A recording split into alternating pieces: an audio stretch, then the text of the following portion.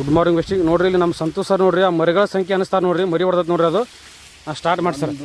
1 2 3 4 5 6 7 8 9 10 11 12 13 14 15 16 17 18 ಆಗ್ತೈತೆ. 18 ಮರಿ ಐತೆ ನೋಡಿ ಸರ್. ಒಂದು ಮರಿ ರೀ, ಒಂದು ಗಜಿ ರೀ, 18 ಐತೆ ನೋಡಿ ಸರ್. ಸೂಪರ್ ರಿಸಲ್ಟ್ ಐತೆ ಸರ್.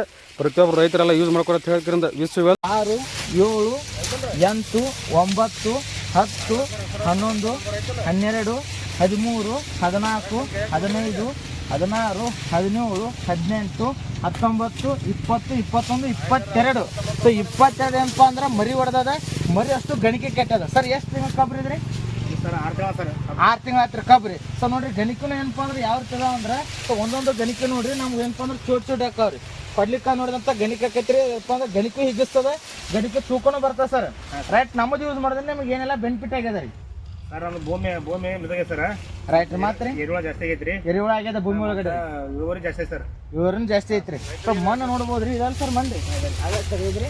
ರೈಟ್, ಸೊ ಮಣ್ಣು ನೋಡ್ರಿ ಯಾವ ರೀತಿ ಮೆತ್ತಗಾಗ್ಯದ ಅಂದ್ರೆ ರೀ, ಸೊ ನಮ್ಮ 40 ವರ್ಷ ಹಿಂದಿರ್ತಕ್ಕಂಥ ಭೂಮಿನ ಈಗ ರೆಡಿ ಆಗಿಬಿಟ್ಟದ ರೀ. ಸೊ ಎಲ್ಲ ರೈತರು ಏನಪ್ಪ ಹೇಳಕ್ಕೆ ಏನು ಇಷ್ಟಪಡ್ತಾನೆ ಅಂದ್ರೆ, ನಿಮ್ಮ ಮಣ್ಣ ಗಟ್ಟಿ ಕಲ್ಲಾಗ್ಯದ. ಸೊ ನೀವು ಯಾವುದೋ ಫರ್ಟಿಲೈಸರ್ ಗೊಬ್ಬರ ಹೋಗಿದ್ರಿಂದ ಏನಪ್ಪ ಅಂದ್ರೆ ನಿಮ್ಮ ಭೂಮಿ ಸರ್ವನಾಶ ಆಗಿ ಹೊಂಟದ.